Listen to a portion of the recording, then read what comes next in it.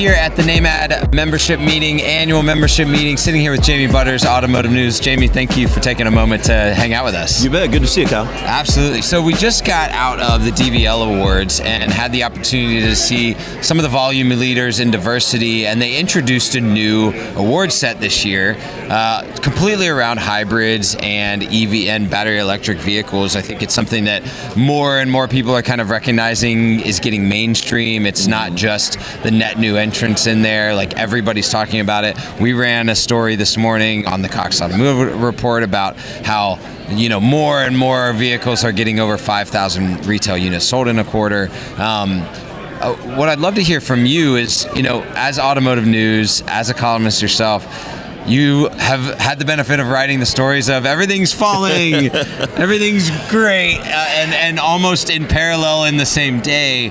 Where's the trend? Why do we see these great deficits and great increases? Yeah, it's a really volatile market segment of the market, and it's growing. It was growing so hot, and really misled, I think, a lot of the automakers when during the COVID bubble.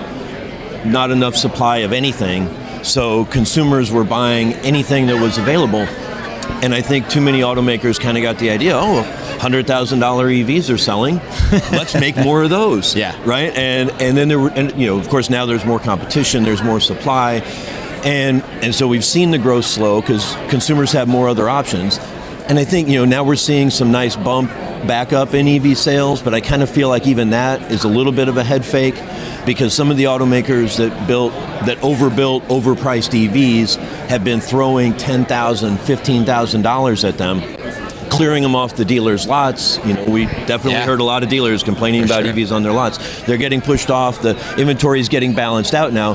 So I'm not sure we're going to see the June, July type numbers through the rest of the year.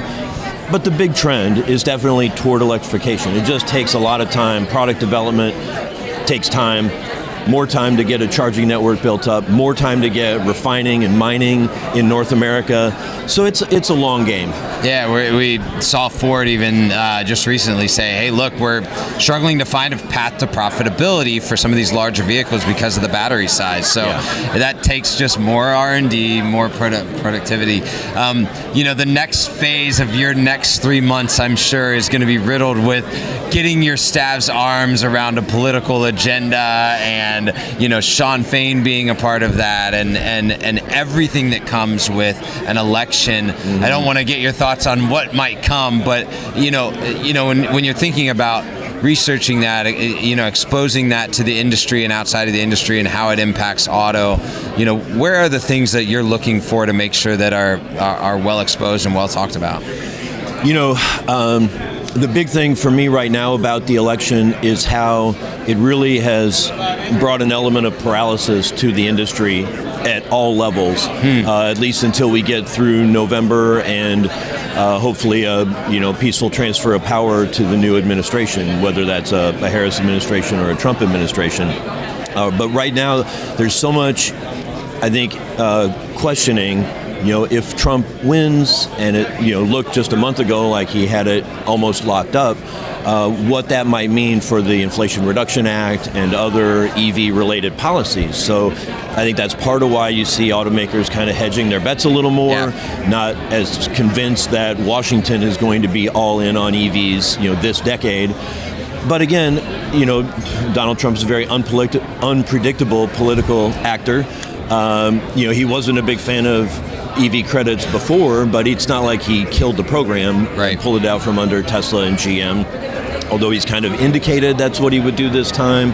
I talked to a lot of investors. They believe that the consumer tax credits would go away, but maybe the corporate commercial investment tax credits would remain. So, we'll see. There's a lot at stake, and I think everybody, whether they're automakers or suppliers, even dealers, trying to prepare their stores for electrification, are kind of taking a little wait and see. Bit of a holding the rest pattern. Of 24. Yeah. Very cool.